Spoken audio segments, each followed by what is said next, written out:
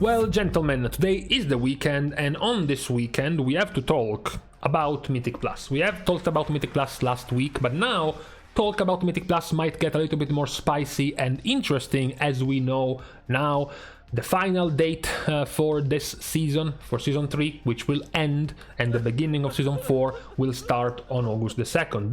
This casts a few more pressure on players to get whatever achievements they were gunning for in Mythic Plus, whichever that may be. So for Mythic Plus, now that we know that the season ends in 5 resets, these are the last 5 resets available basically in Mythic Plus. So we have this Fortified, Bolstering, Quaking. Next week is Tyrannical, Sanguine and Storming, which is quite good. If you can skip the Sanguine annoyances, then you have Fortified, Raging and Explosive, which is not very handy. Then we enter perhaps the more manageable one of the weeks, Tyrannical, Bursting and Volcanic. It's definitely the best one for pushing if you were still trying to get some Tyrannical pushes in this season. And lastly we have Fortified, Spiteful and Necrotic, which is not that good as the last week of the season. So this week not too much is changing, which is why we're not really going too much into detail when it comes to the specs and the classes in Mythic Plus, because not too much has changed. We still have the definite dominance of Blood Death Knight, which has remained unchanged for the vast majority of this season, ever since they had in their possession their tier set and their double legendary.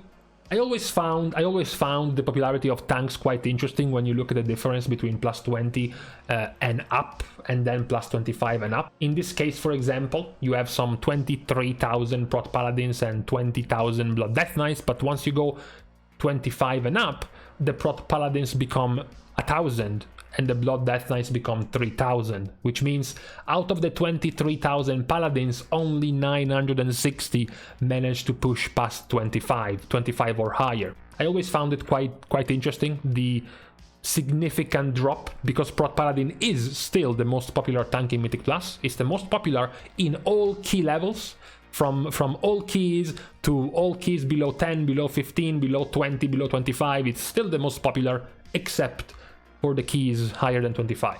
So I thought that was quite interesting. For healers, I thought we were going to get it eventually. We were going to get the historical moment where Holy Priest manages to grasp its way above Resto Shaman, but given that we only have 1 month left, I don't think it's gonna happen.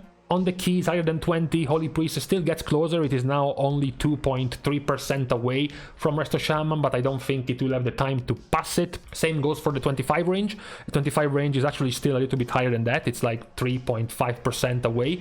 So I don't think we will finish the season with Holy Priest passing Shaman. It will be interesting to see once the meta resets, once we get brand new, fresh new numbers in Season 4, to see if Holy Priest won't, from the get-go, from straight up the first week of Mythic Plus in Season 4, just pass and solidify itself as the most popular healer compared to this season of Mythic Plus.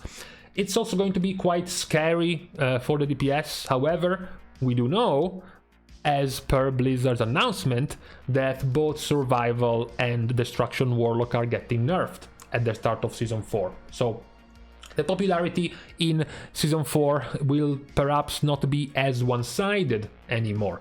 We know, however, that despite the nerfs, there might still be a decent chance, significant chance, that those will still remain the most popular and the strongest specs anyways. As I said, I am dreading that moment. I'm really wishing that we are getting some more variety in Season 4, so I do hope that not only these 2 specs are gonna get nerfed, but we also get some buffs to some other specs in Season 4. We have gotten the announcement for the start of Season 4. It doesn't necessarily mean that just because we have gotten the announcement but no news about balance tuning, the balance tuning won't happen before Season 4. There is still room, there is still time to inhale some hopium and hope that the balance tuning will eventually come before Season 4 begins. As I said, Survival getting nerfed might, depending on the size of the nerf of Survival, might catapult Windwalker as the new default meta melee pick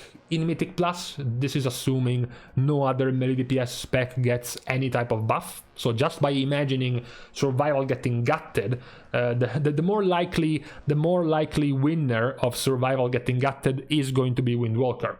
Now, talking about the other one, which is a much bigger problem, which is because it is destruction and their rising 50+% representation in Mythic Plus. So if we imagine a world where destruction gets removed from the choices in Mythic Plus, the ranged picks look like will fall on the 3 next ones after Destro. So we would be looking at Demo, at Frost Mage and Fire Mage.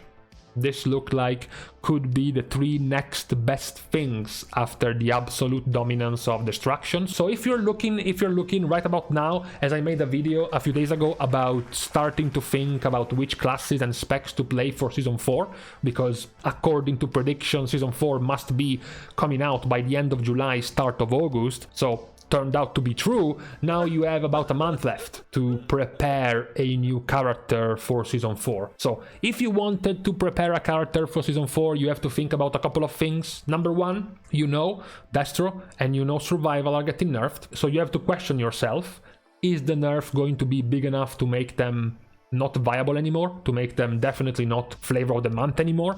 Number two, after this set of nerfs, is Blizzard going to buff someone else? Because if Destro gets nerfed, but still nothing changes, then I can just pick the next best thing, which could be Fire or Frost Mage, for example. So I have no hope anyways in playing Balanced Druid, Marksmanship Hunter, Elemental Shaman, Shadow Priest, right? If they don't get buffed, I already know nothing's gonna change for them. And then you have the third question, which could perhaps be the worst nightmare of many people. What if Blizzard nerf these specs, but the nerfs end up not being enough? So I've been here racking my brain around what to play in Season 4, only to then realize that the nerfs to Destruction are not strong enough, and Destruction will continue to be the flavor of the month pick for the entirety of Season 4. That might also be a dreadful future ahead of us for the ranged DPS meta in Season 4. There might be some other tiny, very tiny possibilities, because as we know, Season 4 will of course come with a jump in item level. Mythic Plus, for example, will now have its highest upgradable item level at the equivalent of a 272 max upgraded Mythic Plus piece of gear. Right now will be a 298 max upgraded piece of gear. So perhaps with a 26 item level jump, even more scaling, even more haste, or even more mastery, or even more crit for your spec, some of the harder scaling specs might gain some more power. And lastly, we have the Affix itself for Mythic Plus. We haven't talked about this yet too much because, you know, Season 4 was still at an unknown date, but the next Affix of Season 4 will be a stacking secondary stat type of affix. We have talked about it, about Shrouded, about the hidden dreadlords, masquerading as normal mobs. So you will be able to target them and then they will turn into a dreadlord. They will have a different set of abilities. Once you defeat them, you will be able to gain a stacking secondary buff. Now, for those who aren't aware, the way Blizzard set this up is that there is going to be an NPC. There is going to be an NPC at the start of a key directly asking you which of the secondary stats you want to stack. You won't be able to choose. It's not going to be like Season 3's Tormented. It's not that every dreadlord you defeat is going to have a pop-up of a power you can choose and you can hand-pick the secondary stat you want. No. You have to choose one secondary stat at the start of the dungeon, and that's gonna be the secondary stat you will be stacking. Talking about secondary stat stacking, it's also worth mentioning as we get closer to Season 4 that the strongest secondary stat stacking option, which was versatility, has now gotten nerfed by 50%, because previously you were able to stack 2% versatility per stack. So every one of the dreadlords in disguise you were defeating was granting you 2% of either verse, haste, crit, and then 69 mastery, but that was depending on the scaling levels of your character for mastery.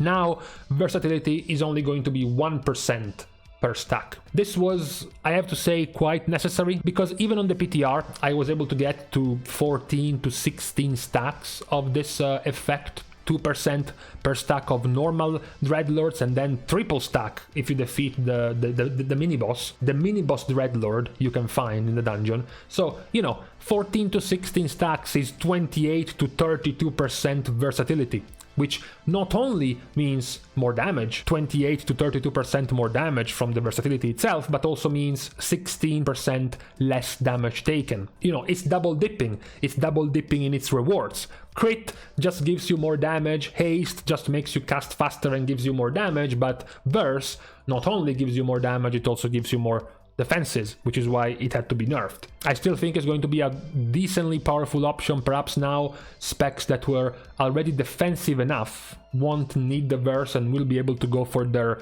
normal stacking secondary, whether it is haste or crit or mastery. They will be able to go for that now. Now, given that we are into the last month of this season, I doubt pretty much anything is going to change. As I said, the biggest changes we can get is whether or not we are getting any news about balance tuning, because this is, you know, this last few months of Shadowlands have been a time of firsts. You know, it's the first time we are getting this type of a weird end of an expansion. We are used to have a last tier of an expansion that lasts for a full year, like Siege, like Hellfire Citadel, like Antorus, like Nyalotha. Instead, now we get a double short season. We get Sepulcher, which is only 5 months, and then we will get this season 4, which will be 4 to 5 months. We have gotten used to getting new things every season. Instead, season 4 will be a recycle season, which will retake all of the previous rates of this expansion, plus even older dungeons for Mythic Plus. So it's a bunch of weird alternative stuff this season, and despite that, it would be quite a shame that we will transition from season 3 to season 4 without any actual gameplay changes for your specs and classes, because effectively it will change nothing. If all we get in the jump from season 3 to season 4 is just the 2 pre-announced nerfs for destruction and survival, then it's very unlikely that anything else will change. Which is also why I am hopeful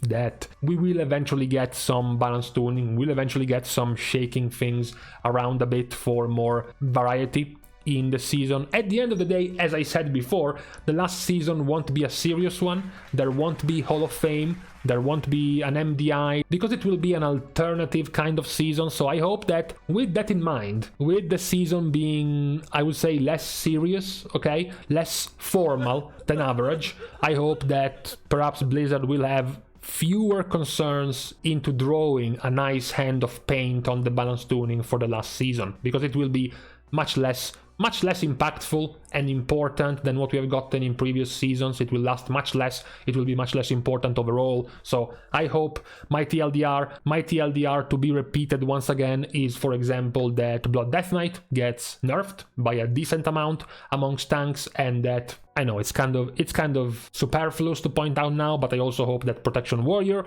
gets buffed way more than it is now. For melee DPS, after the nerfs to survival, I hope a couple more DPS that have been left behind for a bit too long might get a few rounds of buffs. My eyes at the moment are on Unholy, Death Knight and Red Paladin for melee DPS, and for range DPS after the presumed death of destruction after the nerfs coming in season 4, I am hoping for, and this one is the pipe dream, I am hoping for buffs to Elemental and the Shadow Priest for the end of this expansion. So this being said, we have now one of our few last recaps of Mythic Plus of the season, as we will plan to get into season 4 very soon. So this is all we have talking about Mythic Plus, more so talking about what will come in Mythic Plus next season, since this current season of Mythic Plus has now gotten quite stale overall. With this being said, still it's time to leave each other. I am afraid I am leaving you to whatever you were doing on this weekend.